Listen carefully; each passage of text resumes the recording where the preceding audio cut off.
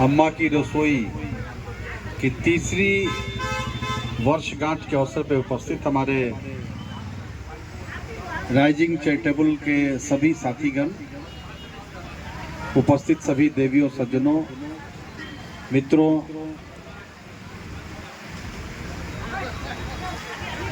Rising charitable के विषय में बताने की कोई बहुत आवश्यकता है नहीं।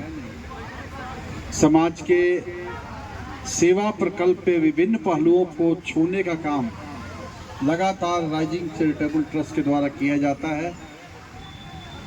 चाहे वो रक्तदान शिविर के माध्यम से हो या लगातार यह जो 3 वर्ष से अम्मा की रसोई चल रही है, जिसमें जरूरतमंदों को गरम गरम भोजन उपलब्ध कराया जाता है, यह सेवा का अनोखा उदाहरण धनबाद में है जो राइजिंग के द्वारा प्रस्तुत किया जाता है।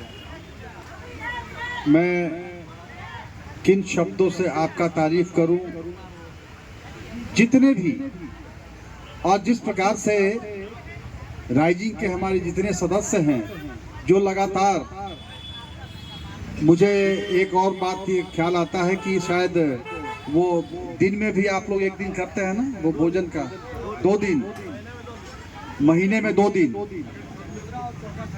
जो राजेंद्र पार्क में दूसरा और चौथा संडे को वो भी होता है, जिसमें दिन में मैंने देखा है कई एक बार जो जरूरतमंद है, खास करके वो रिक्शा चलाने वाले, ठेला चलाने वाले, खोमचे चलाने वाले, वैसे लोग आ करके, और ये भी नहीं कि भोजन को एक फॉर्मेलिटी करना, ऐसा कुछ नहीं है, दिल से वो जो खाना हम खाते हैं वही खाना उन लोग को भी खिलाते हैं। इसके अलावा भी और भी कई प्रकार के सेवा के प्रकल्प आप लोग चलाते हैं। कंबल वितरण भी ठंडे के दिन में, पर जो भी आवश्यकता होती है मोटा मोटी एक जरूरतमंदों के लिए, वो सारे विषयों पर आपका ध्यान रहता है। मैं दिल से आपका अभिनंदन करता हूं, अपने सभी साथियों का। यहाँ तक कि जब राष्ट्र प्रेम की बात होती है तो तिरंगा यात्रा भी निकालने में राइजिंग पीछे नहीं होता है, और वो भी पूरे धनबाद का भ्रमण लंबी दूरी तय करते हुए तिरंगा के साथ भारत माता की जय बोलते हुए हम सब लोग पूरे धनबाद में भ्रमण करते हैं, या फिर कभी सुबेरे सुबेरे स्वास्थ्य की चिंता के लिए वो एक दौड़ की भी व्यवस्था हो जाती है। भले उसके बाद दौड़ने के बाद पूरी जलेबी खाने के बाद जितना हमारा जो कैलोरी जलता है वो फिर भरपाई हो जाता है उसका, लेकिन मेरे कहने का मतलब कि बिल्कुल एक परिवार की भांति, ऐसा लगता ही नहीं है कि राइजिंग में कोई अलग अलग लोग जुड़े हुए हैं। जो भी जिसमें भी राइजिंग का नाम लग गया वो बिल्कुल एक परिवार हो गया, और ये पारिवारिक भाव जो है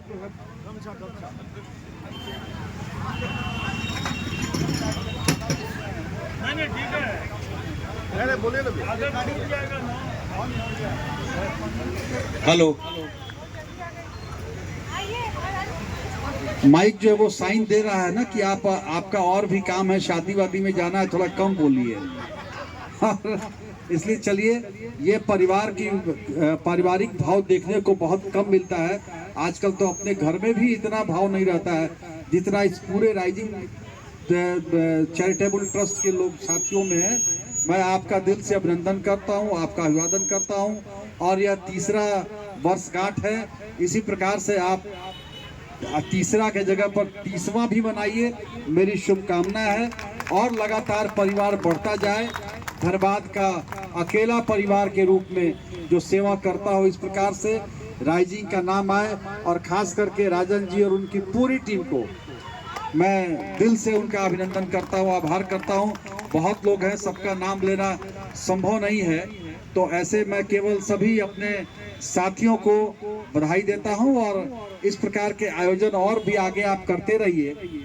मेरी शुभकामना आपके साथ है। बहुत बहुत धन्यवाद। धन्यवाद भैया। आप जैसे हमने पहले भी कहा है कि प्रथम पूज्य श्री गणेश जी होते हैं, तो राइजिंग के प्रथम पूज्य श्री राज भैया हैं। हम लोगों को हमेशा इनका सहयोग, सेवा, मदद, हम लोग कभी सोचते ही नहीं है कि भैया के पास किस समय बोलना है, किस समय जाना है, किस समय नहीं जाना है।